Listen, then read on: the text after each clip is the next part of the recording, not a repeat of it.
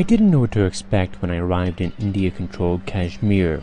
I had read about the decade-long fighting for this disputed land and was pleasantly surprised to find the northernmost state of India to be seemingly peaceful and one of the most beautiful spots on earth. But in the past 50 years alone, 3 wars between India and Pakistan have been fought here. India controls about half of Kashmir, Pakistan a third, and China has the rest. Perhaps best known for its Kashmir wool, the region has been overwhelmingly Muslim for centuries. 100 years ago, about 95% of the population practiced Islam. Today, Muslims still make up about 2/3 of the Indian state. Getting to this piece of paradise involved a several-day journey by train and jeep. On one leg of the route, I talked to an Indian soldier stationed here. His job, in his words, to protect India.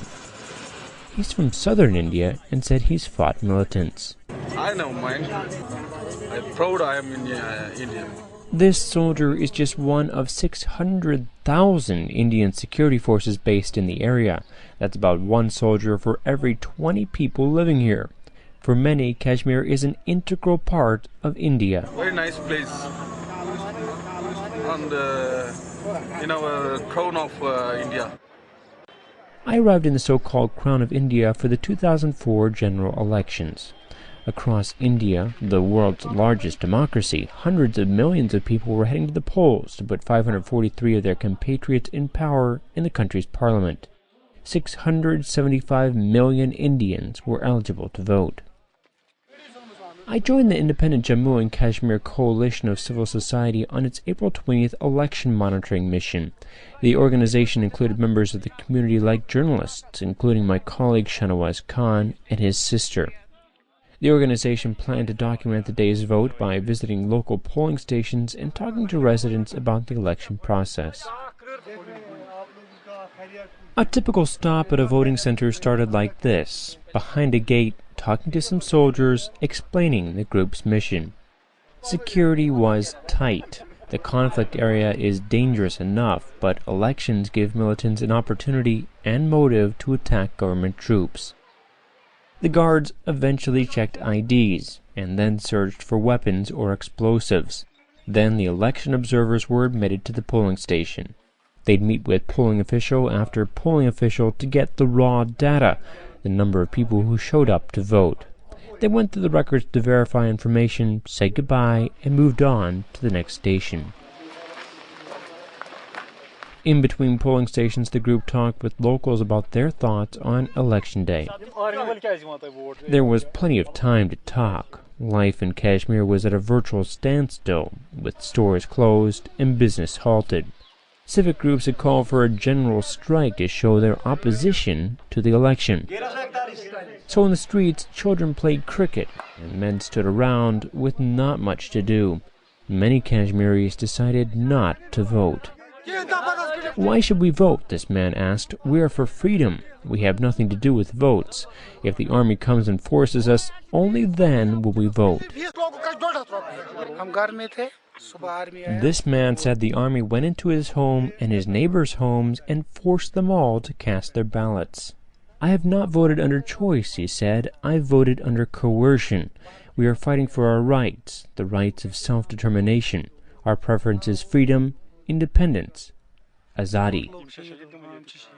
Azadi would mean a separate state for Kashmiris. By refusing to vote, they're saying they don't support what they call India's occupation of Kashmir. The election boycott for them demonstrated their refusal to recognize or take part in a system they view as illegitimate. But some had no choice.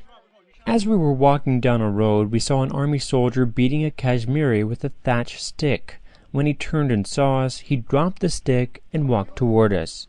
An argument between him and a group of locals broke out.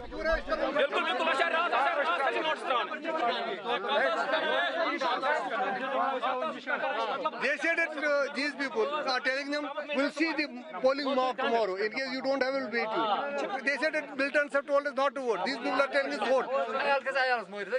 The locals said they're caught in the middle, with militants on one side and the Indian army on the other.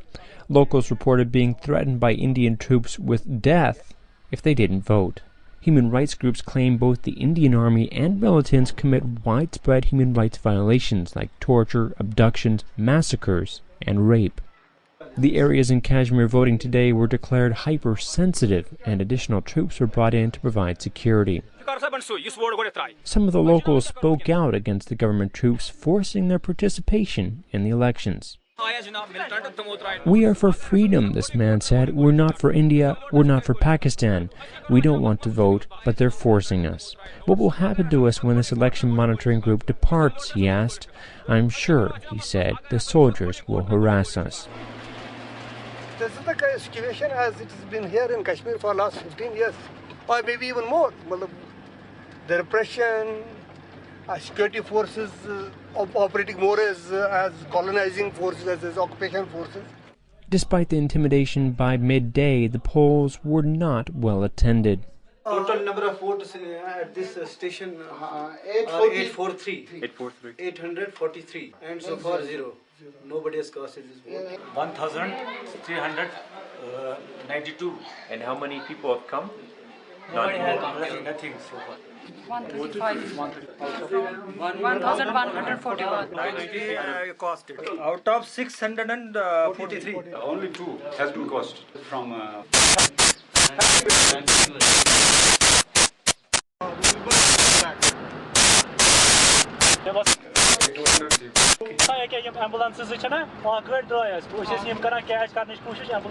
En route to another site, Shahnawaz got a call about a separate vehicle carrying one of the election monitoring teams. It hit a landmine on a rural road in a village called Chandigarh. The ambulances rushed the survivors to the hospital. Among the injured was freelance journalist Asiya Jilani.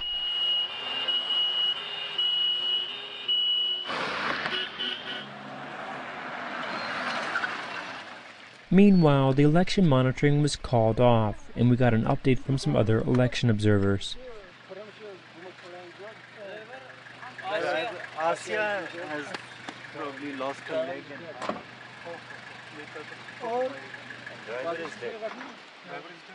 The driver, Ghulam Nabi Sheikh, was killed immediately by the explosion.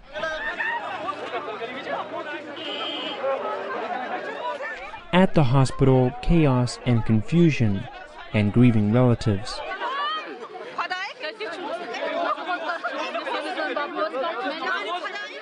Jilani had died from loss of blood while on the way to the hospital.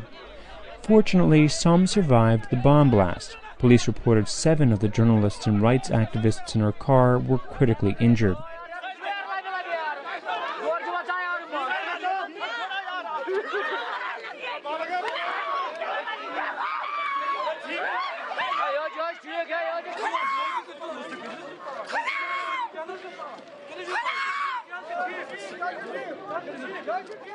It was an emotionally charged scene.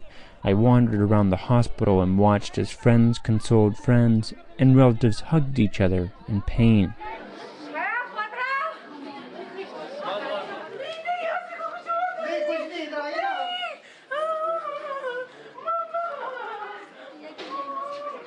Then, a body wrapped in white sheets was brought right past me out to a waiting ambulance. It was a stark reminder of the very real danger here, not only for journalists, but for civil society.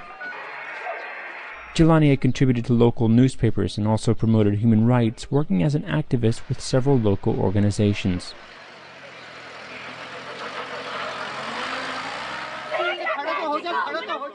Her mother refused to go home from the hospital.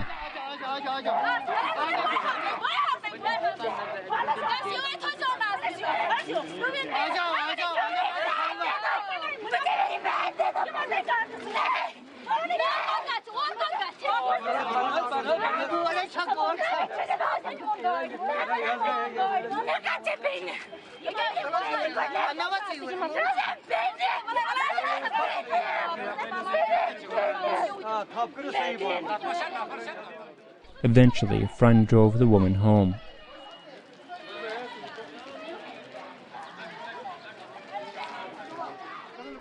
Over 370 million Indians cast their vote during the general elections. and election violence cost the country 48 lives. At the end of this election day, just over a third of this area's population voted. The landmine was just one of a series of attacks in the area. In all, 30 people were killed and scores wounded that day in an attempt to disrupt polling. The violence was worse nowhere else in the subcontinent than in Kashmir. All deaths were linked to guerrilla groups. The Kashmir Valley is known as Paradise on Earth.